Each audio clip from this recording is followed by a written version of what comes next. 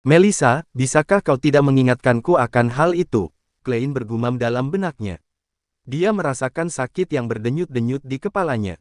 Jumlah ingatan yang dilupakan Klein lumayan banyak, tetapi juga tidak bisa diabaikan. Wawancara tersisa 2 hari lagi. Jadi bagaimana dia bisa mengembalikan memorinya sesingkat itu? Lebih dari itu, dia terlibat dalam aktivitas paranormal yang aneh, jadi bagaimana mungkin dia akan mood untuk memulihkan ingatannya? Klein memberi adik perempuannya tanggapan yang asal-asalan dan mulai terlihat seperti sedang belajar. Melissa memindahkan kursi untuk duduk di sampingnya. Dengan cahaya bersinar dari lampu gas, dia mulai mengerjakan tugasnya. Suasananya tenang. Ketika hampir jam 11, mereka berdua saling mengucapkan selamat malam dan pergi tidur. Tok tok tok, ketukan di pintu membangunkan Klein dari mimpinya. Dia mengintip keluar jendela untuk melihat secercah cahaya fajar. Dengan linglung, dia berbalik dan duduk. Siapa ini? Lihat waktunya sekarang. Kenapa Melissa tidak membangunkanku? Ini aku, Dun Smith, seorang pria dengan suara berat di luar pintu menjawab. Dun Smith, aku tak mengenalnya. Klein turun dari tempat tidur dan menggelengkan kepalanya saat dia berjalan menuju pintu. Dia membuka pintu untuk melihat inspektur polisi bermata abu-abu yang dia temui sehari sebelum berdiri di depannya. Khawatir, Klein bertanya, apakah ada yang salah? Polisi itu menjawab dengan pandangan tegas, kami menemukan sopir kereta. Dia bersaksi bahwa dirimu pergi ke tempat Mr. Welk pada tanggal 27 hari ketika Mr. Welk dan Miss Naya meninggal. Selanjutnya, Tuan Welk adalah orang yang membayar biaya transportasimu. Klein terkejut. Dia tidak merasakan sedikit pun rasa takut atau rasa bersalah yang orang harapkan dari kebohongannya. Itu karena dia memang tidak berbohong. Bahkan, dia terkejut dengan bukti yang diberikan oleh Dun Smith. Pada tanggal 27 Juni Klein memang pergi ke tempat Tuan Welk. Pada malam dia kembali, dia bunuh diri, persis seperti yang dilakukan Welk dan Naya. Klein tersenyum paksa dan berkata, ini adalah bukti yang tidak cukup. Itu tidak secara langsung membuktikan bahwa saya dikaitkan dengan kematian Welk dan Naya. Jujur saja, saya juga sangat ingin tahu tentang seluruh kejadian. Saya ingin tahu apa yang sebenarnya terjadi pada dua teman saya yang malang. Tapi, aku benar-benar tidak ingat. Bahkan aku hampir sepenuhnya lupa apa yang telah kulakukan pada tanggal 27. Anda mungkin sulit percaya, tetapi aku sepenuhnya bergantung pada buku harian yang kutulis untuk membuat perkiraan bahwa aku telah pergi ke tempat Welk pada tanggal 27. Kau benar-benar memiliki mental yang kuat, kata Dun Smith sambil mengangguk. Dia tidak menunjukkan sedikit pun amarah, dia juga tidak tersenyum. Anda seharusnya bisa mendengar ketulusanku. Klein menatap lurus ke matanya dan berkata. Aku mengatakan yang sebenarnya. Tentu saja, hanya sebagian saja. Dun Smith tidak memberikan tanggapan langsung. Dia menyapu pandangannya ke seberang ruangan sebelum berkata perlahan, Mr. Welk kehilangan revolver, aku kira, aku dapat menemukannya di sini bukan? Tuan Klein.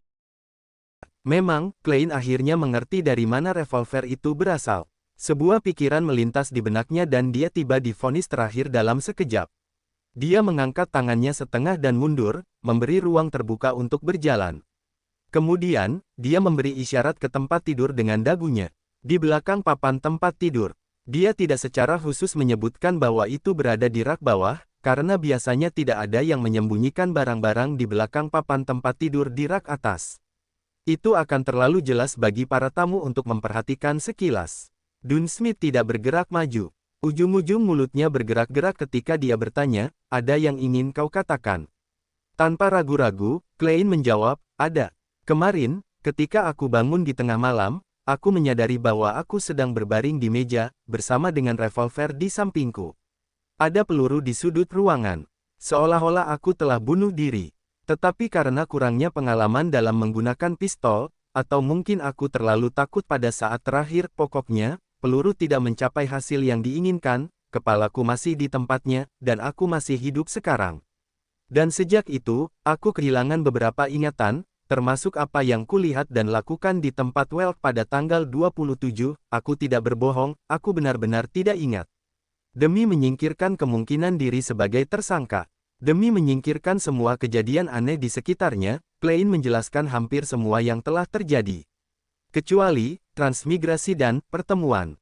Juga, Klein berhati-hati dengan kata-katanya, membuat setiap kalimat menjadi sesuai dan masuk akal, tidak mengungkapkan fakta bahwa peluru telah mengenai otaknya, tetapi hanya menyebutkan bahwa peluru itu tidak mencapai hasil yang diinginkan, dan bahwa kepalanya masih berada di tempatnya. Bagi pihak yang lain, dua pernyataan ini mungkin tampaknya sesuai dengan gagasan yang diterima, tetapi dalam kenyataannya mereka seperti kapur dan keju. Dun Smith mendengarkan dengan tenang, lalu berkata, ini sesuai dengan apa yang kuduga. Ini juga sesuai dengan logika tersembunyi dari insiden serupa di masa lalu. Tentu saja, aku tidak tahu bagaimana dirimu bisa bertahan hidup. Aku senang kamu percaya padaku. Aku juga tidak tahu bagaimana aku bisa selamat. Klein menghela nafas lega, tapi, Dun membuang kata sambung. Tidak ada gunanya bagiku untuk mempercayaimu, kamu saat ini adalah tersangka utama, pertanyaanmu harus dikonfirmasi oleh pakar, bahwa dirimu memang lupa mengenai apa yang kamu alami, atau bahwa kamu memang tidak ada hubungannya dengan kematian Mr. Welk dan Nona Naya. Dia batuk, ekspresinya menjadi serius. Tuan, Klein, aku menantikan kerjasamamu untuk datang denganku ke kantor polisi untuk penyelidikan. Ini akan memakan waktu kira-kira 2 hingga 3 hari jika dipastikan tidak ada masalah denganmu. Pakar ada di sini, Klein bertanya kosong. Bukankah mereka mengatakan akan memakan waktu 2 hari lagi? Dia datang lebih awal dari yang diharapkan. Dun berbalik ke samping, mengisyaratkan agar Klein pergi. Izinkan aku meninggalkan pesan, Klein meminta. Benson belum kembali dan Melissa pergi ke sekolah. Dia hanya bisa meninggalkan catatan untuk memberitahu mereka bahwa dia terlibat dalam insiden yang terkait dengan Welk sehingga mereka tidak perlu khawatir tentangnya. Dun mengangguk, nyaris tidak peduli. Baik, Klein kembali ke meja. Ketika dia mencari kertas, dia mulai berpikir tentang apa yang akan terjadi. Jujur saja, dia tidak ingin bertemu dengan seorang pakar. Lagi pula, ia memiliki rahasia yang lebih besar. Di tempat di mana terdapat 7 gereja besar, di bawah premis bahwa Kaisar Rosel, yang dicurigai sebagai pendahulu transmigrator, dibunuh, hal seperti transmigrasi, biasanya berarti harus pergi ke pengadilan dan memasuki arbitrasi. Tapi, tanpa senjata, keterampilan tempur, atau kekuatan super, dia bukan tandingan polisi profesional. Terlebih lagi, beberapa bawahan Dun berdiri dalam kegelapan di luar. Begitu mereka menarik senjata dan menembakiku, hidupku akan selesai. Aku akan mengambil satu langkah pada satu waktu. Klein meninggalkan pesan, meraih kuncinya, dan mengikuti Dun keluar ruangan. Di sepanjang lorong gelap, 4 polisi berseragam kotak-kotak hitam putih berpisah dan menjaganya di kedua sisi. Mereka sangat waspada. Tap tap tap. Klein mengikuti di samping Dun saat mereka menuruni tangga kayu yang kadang-kadang berderit. Di luar apartemen, ada kereta roda 4. Di sisi gerbong, ada lambang polisi, 2 pedang bersilang dan mahkota, suasana di sekitarnya penuh sesak dan ramai dengan kebisingan seperti biasa. Ayo, naik. Dun memberi isyarat agar Klein pergi dulu. Klein baru saja akan melangkah maju ketika seorang penjual tiram tiba-tiba meraih seorang pelanggan dan mengklaim bahwa ia adalah seorang pencuri. Kedua pihak bergulat dan memicu respons dari kuda-kuda itu, menyebabkan kekacauan besar. Sebuah kesempatan. Tidak banyak waktu bagi Klein untuk berpikir lebih jauh, dia membungkuk ke depan dan berlari ke arah kerumunan. Entah mendorong atau menghindar, dia melarikan diri dengan panik ke ujung jalan. Saat ini, demi tidak bertemu ahli, ia hanya bisa melanjutkan dengan pergi ke dermaga di luar kota, naik perahu menyusuri sungai Tusok dan melarikan diri ke ibu kota, Beklun. Populasinya lebih tinggi di sana, sehingga lebih mudah untuk bersembunyi. Tentu saja, dia juga bisa naik kereta uap, pergi ke timur ke pelabuhan Enmat terdekat dan mengambil rute laut ke Pritz, lalu menuju Beklun. Tidak lama kemudian, Klein tiba di sebuah jalan dan berbelok ke Iron Cross Street. Ada beberapa gerbong yang bisa disewa. Ke dermaga di luar kota. Klein mengulurkan tangannya dan melompat ke salah satu gerbong. Dia telah memikirkan hal-hal dengan jelas. Pertama, dia harus menyesatkan polisi yang datang untuknya. Begitu kereta jaraknya cukup jauh dari mereka, dia akan langsung melompat. Berangkat, pengemudi kereta menarik tali kekang. Klap, klap, klap, gerbongnya meninggalkan Iron Cross Street. Ketika Klein hendak melompat dari kereta, dia menyadari bahwa jalurnya telah berubah menjadi jalan lain. Itu tidak mengarah keluar kota. Kemana Anda akan pergi? Klein berkata dengan linglung sesaat. Ke tempat Welk, pengemudi kereta menjawab dengan monoton. Apa? Klein kehilangan kata-kata. Pengemudi gerbong berbalik, memperlihatkan mata abu-abunya yang dingin. Itu adalah Dun Smith, polisi bermata kelabu. Kau, Klein bingung. Semuanya tiba-tiba menjadi kabur seolah-olah dunia berputar di sekelilingnya ketika dia langsung duduk. Duduk, Klein melihat sekeliling, bingung. Dia melihat bulan merah di luar jendela dan ruangan ditutupi oleh kerudung merah. Dia mengulurkan tangan untuk merasakan dahinya.